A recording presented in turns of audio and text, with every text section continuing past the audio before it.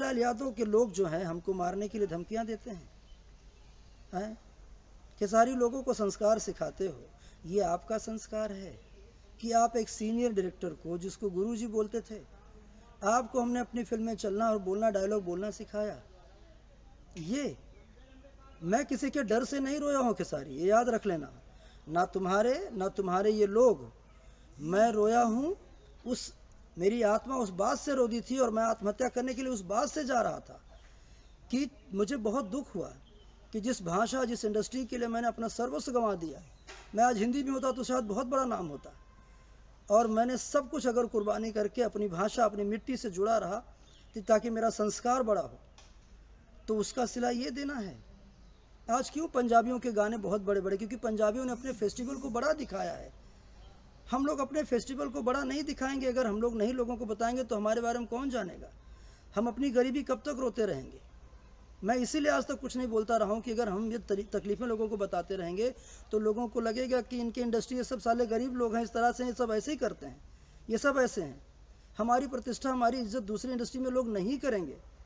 मैं director association में senior vice president के पोस्ट पर हूँ। पूरा बॉलीवुड, हिंदी जितने लोग हैं, जहाँ हिंदुस्तान के सारे इंडस्ट्री का मैं सीनियर वाइस प्रेसिडेंट हूँ। मैं हौसला रखने वाला आदमी, न जाने कितने बच्चों का हौसला अफजाई करता हूँ, न जाने कितने बच्चे आज ऑफिसर बन के बैठ गए हैं। उनको कभी फेल होते थे तो मैं उनको फ़ोन कर करके कि नहीं बेटा, आप हिम्मत नहीं हारना, आप लगे रहो, आप ज़रूर पास होके आ जाओगे। आपके माँ बाप के कितने बच्चे सिनेमा में आए, उनको मैंने बोला कि बेटा अगर आपको नौकरी सरकारी मिल रही है, आ रहे हैं दोस्तों, पूछो उन बच्चों से कि मैंने कितना उनका हौसला अफजाई किया है। हमेशा कहा कि नहीं बेटा, आप नौकरी कर लो, सिनेमा तो आप कभी भी कर सकते हो, मिल जाएगी तो घर परिवार का सपना साकार हो जाएगा। माँ बाप पढ़ा लिखा के बच्चों को इसलिए बड़ा करते हैं कि उनके लिए उनका बेटा और उनका परिवार कहीं खड़ा हो। आप बात करते हो, आप बार बार चिंटू को नीचा दिखाते हो। मेरे बेटे को किसने शुरू किया? तुम्ही ने कहा था ना उसके देव सिंह के शादी में कि कौन चिंटू? तुम्ही ने बोला ना मेहंदी लगा के रखना 3 के शूटिंग के समय कि ये कौन है, ये कब आया, कब बनी मेहंदी लगा के रखना 2? अगर मेहंदी लगा के रखना 2 नहीं बनती तो मेहंदी लगा के रखना 3 कब आती? और मेहंदी लगा के रखना 1 जिसने बनाया अनंजय रघुराज ने, आज भी उस पर केस चल रहे हैं पटना में। डिस्ट्रीब्यूटरों के पैसे उसके बाकी हैं, पैसे उसके रिकवर नहीं हुए हैं। मेहंदी लगा के रखना 2 में वो 2 के पैसे उसमें दिए गए हैं, तब पिक्चर रिलीज होने दिया गया था मेहंदी लगा के रखना 2। ये आपको शोभा देता है? आपकी पिक्चर को देवरा पे मनवा डोले के लिए 45 लाख रुपए का मैंने क्रेडिट लिया, आलोक सिंह को मैंने पैसे दिलाया, अनंजय से जब दिलाया था, सुजीत तिवारी जी से पूछ रहे जिन्होंने पैसे दिए थे, मैंने दिलाया, तब आपकी पिक्चर बनी। पिक्चर बंद हो गई थी जब नए खेसारी लाल आए, दिनेश लाल यादव ने इनकी पिक्चर रिलीज करवाई। कोई रिलीज करने को तैयार नहीं था उस टाइम, पूछना दिनेश जी से, सबने आपकी हेल्प की। नागिन पिक्चर मैंने अपना पूरा पैसा लगा के अपने जेब से बनाया, उस टाइम मेरे पास पैसा नहीं था। आज दोस्तों आप लोगों के सामने बोलता हूँ, मेरे पास पैसा नहीं था और फाइनेंस लेने की कोई व्यवस्था नहीं थी, मैंने जेवर तक अपने घर का गिरवी रखा। उसके बाद मैंने कहा चलो पिक्चर रिलीज करूंगा, छुड़ाऊंगा। ये सिला के लिए, इसलिए मुझे रोना आया, इसलिए मुझे आत्महत्या करने पर मजबूर होना पड़ा मुझे कि मैं इस तरह का कदम उठाऊं। मैं 3 बार सोचा कि जाके लटक जाऊं, लेकिन फिर सोचा कि नहीं, लोग मुझे कायर कहेंगे,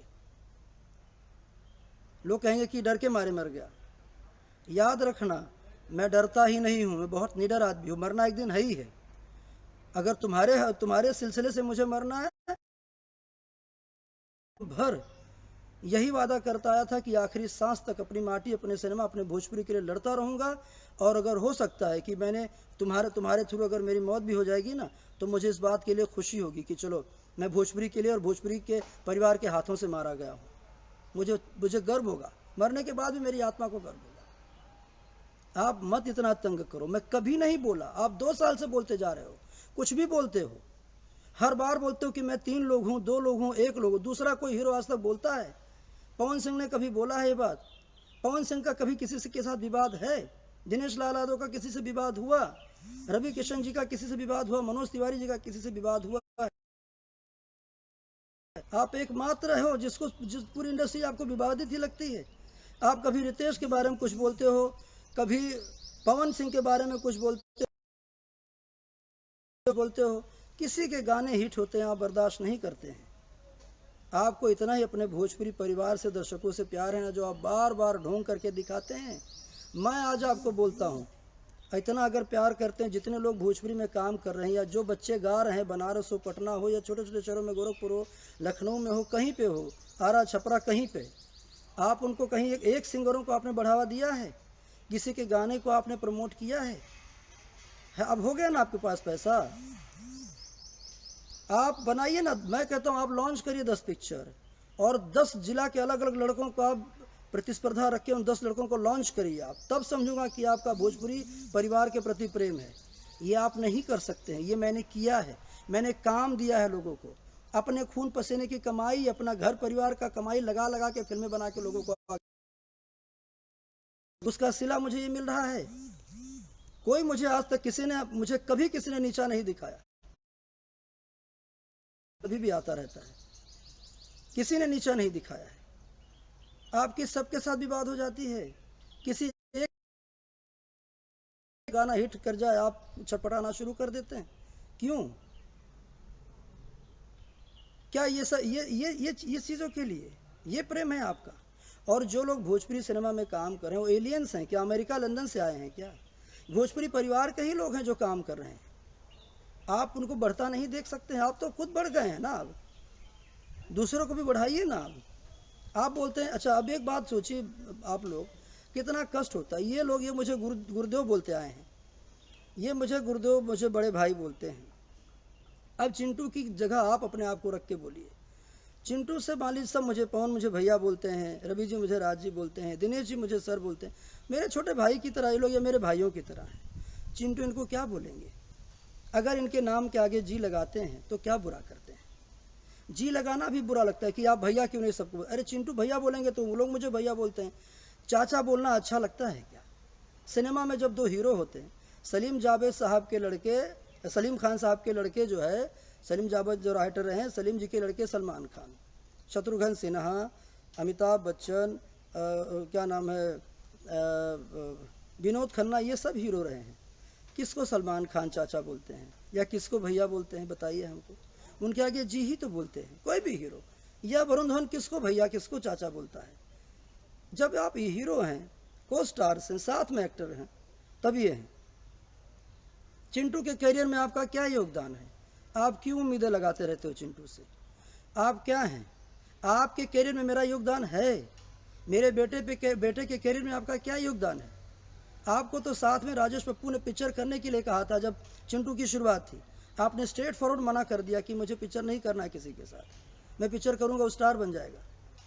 ये सोच आप अपने सह कलाकारों के साथ रहते हैं।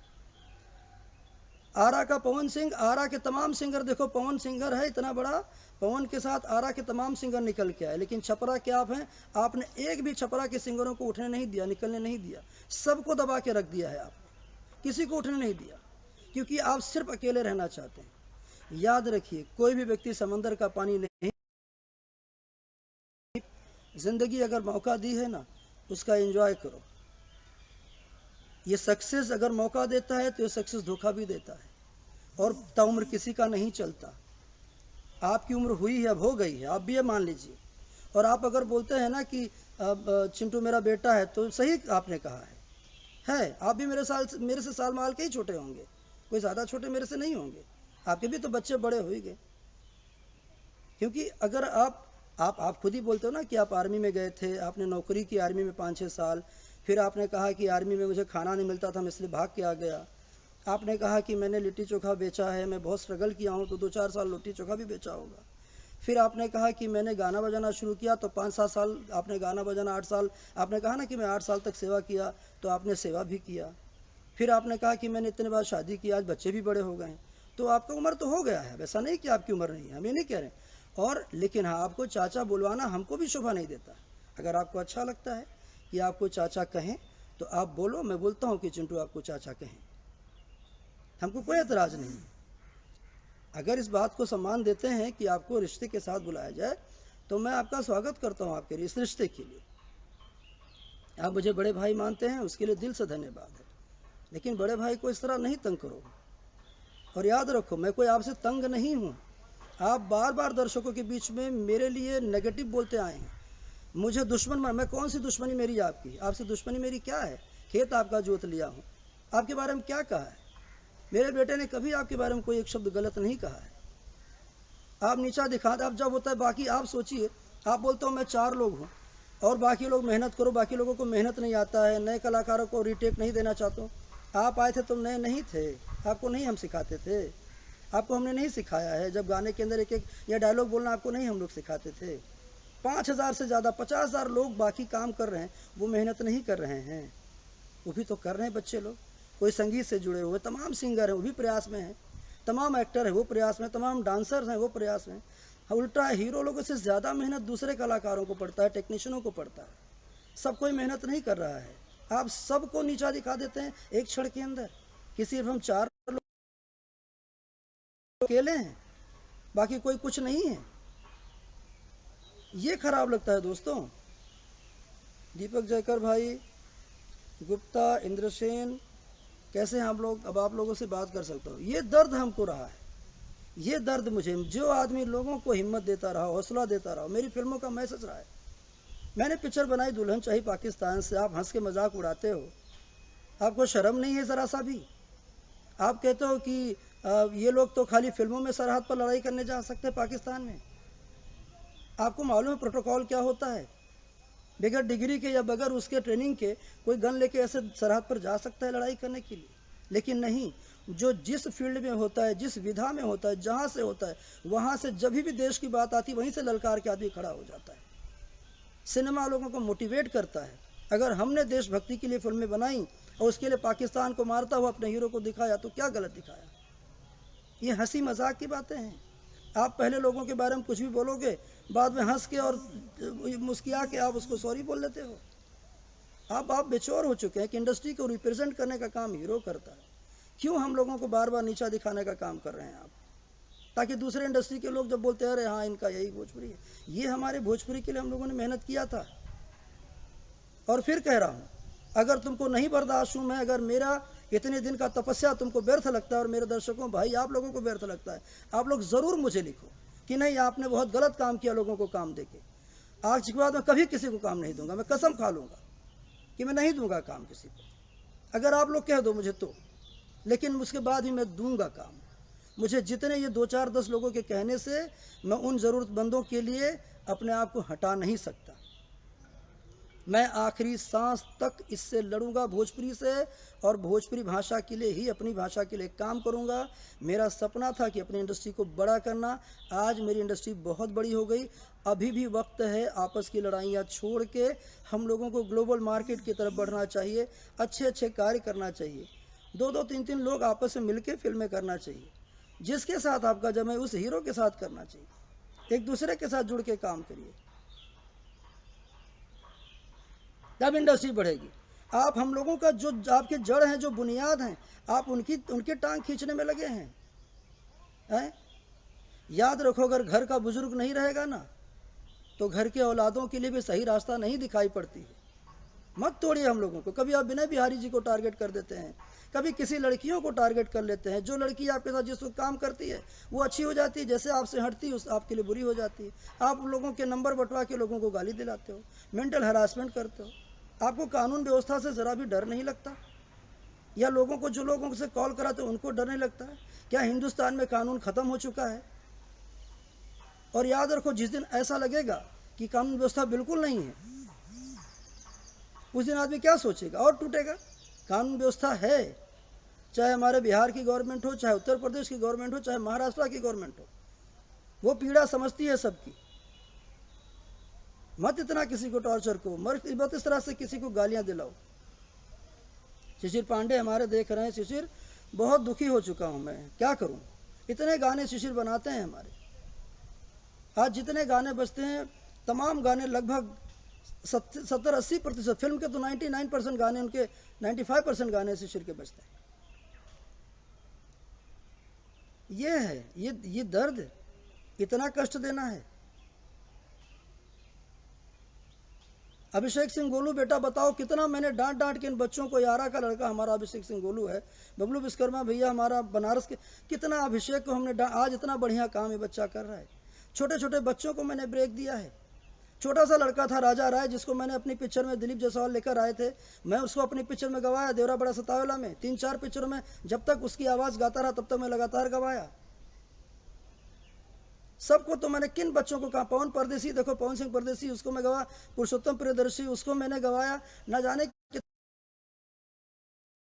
प्रियंका सिंह को पहली बार सुर संग्राम में थी तब उसको हमने बुला के ब्रेक दिया।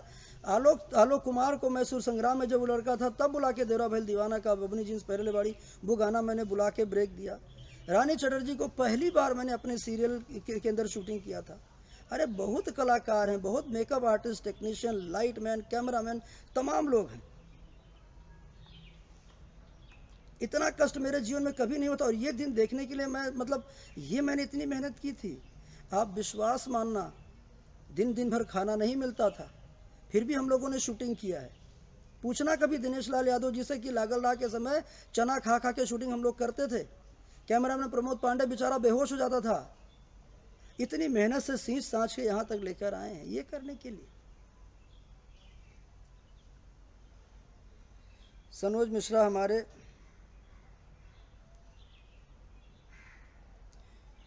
इतना तकलीफ देना है।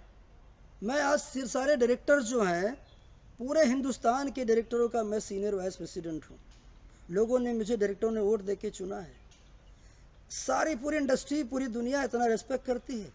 आपकी नज़र में मेरा कोई सम्मान नहीं है। 3 दिन से लोग गालियां दे रहे हैं। आपने एक बार मुझे फ़ोन करके पूछा कि आप क्यों इस तरह का कदम उठाने जा रहे हैं, ऐसी क्या बात है? आपको मैंने फ़ोन किया कि बताओ अगर कोई दिक्कत है तो मैं आपके साथ बैठता हूँ। क्या दिक्कत है? चूंकि खेसारी लाल ये चाहता नहीं है कि ये चीज़ें ख़त्म हो। खेसारी को अपने आप को हिट कराने के लिए किसी के नाम का सहारा चाहिए। खेसारी को चिंटू के नाम का सहारा चाहिए। खेसारी को राजकुमार आर पांडे के नाम का सहारा चाहिए। और अगर नहीं चाहिए तो दोबारा बोलने की ज़रूरत नहीं है। खुश रहो अपने लाइफ और जीने दो हम लोगों को, मत तंग करो। नहीं तो मैं सही बता रहा हूं, मैंने अब तक सिर्फ कहा है, और अगर तुम मुझे बहुत तंग करोगे तो मैं सही में करके दिखाऊंगा। मत करो इस तरह से, मुझे मत टॉर्चर करो। मैं बहुत दुखी हो चुका हूं। इतनी कच्ची गालियां बच्चियों को मत दिलाओ तुम। तुम्हारे गालियों से या लोगों से मैं डरने वाला नहीं हूं, याद रख लेना। मरना तो मुझे एक दिन है ही है। हो सकता है मैं तेरे हवाले से मर जाऊं, तू मुझे मरवा दे। तो मत करो ऐसा, मुझे मत दुखी करो कि मुझे कहीं जाके जो है मैं बुज़दिल नहीं हूं उस तरह से। मैं मरूंगा भी तो बोल के लाइव मरूंगा।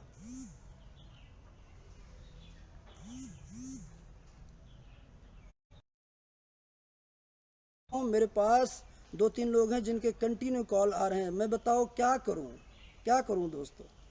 किसकी आत्मा मेरी जगह होगी तो नहीं रोएगी? आप लोग बताइए। भरत चौहान, राहुल श्रीवास्तव, पंडित अटल शर्मा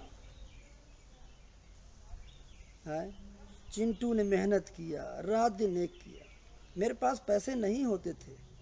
मेरे बच्चों ने कैसे दिन काटा मैं जानता हूँ। बहुत गरीबी से इस इंडस्ट्री को लेकर आए हैं खेसारी। आपको जरा सा भी ये नहीं है। शिशिर पांडे को पूछो, शिशिर आप बताओ किस तरह हम लोग भूखे भूखे रात 3-3 बजे तक हम लोग बैठ के गानों में लगे रहते थे, फिर सुबह उठ के भाग के आते थे। खेसारी थोड़ी सी मानवता रखो। तुम्हारे लिए बहुत, तुम लोग सारे इंडस्ट्री को बोलते हो पूरी इंडस्ट्री तुम्हारी दुश्मन है। आलोक सिंह भी तुम्हारे दुश्मन है जो तुम्हें लेकर आए थे अपनी फिल्म में। तुम कुछ नहीं थे। सब अगर दुश्मन ही है तो तुम पच्चरे किसकी कर रहे हो? जिनकी फिल्में भी करो सब दुश्मन ही तुम्हारे। हर कोई तुम्हारे लिए, पूरा इंडस्ट्री तुम्हारा कोई नहीं है। मगर किसी के तुम काम कर रहे हो। ये कहो कि तुमसे कोई बोलता, तुम बोलते रहते हो, लोगों को लगता है कि चलो ये अभी भी आज नहीं कल ये सीरियस हो जाएगा, नहीं बोलेगा। नहीं बोलने का तुमने दर्शकों के बीच हम लोगों को विलन बना के बिठा दिया। आप जैसा गार्जियन है वैसे, आप जैसे गरजते हैं वैसे ही बरसते रहिए। थैंक यू शिशिर। दीपक सिंह, भैया आप स्वस्थ रहें। कितने लोगों को मैंने, कितने बच्चों को नहीं भी काम दे पाया, पूछना अपने ऑफिस में बुला के, बेटा कैसे हो, घर परिवार कैसा है, एक गिलास पानी चाय जरूर पिलवा के मैं भेजा हूँगा। क्यों तंग कर रहे हो? क्या बिगाड़ा है मैंने तुम्हारा? तुम्हारे बारे में क्या कहा है मैंने? कुछ कहा है? किसी से मुझे बताओ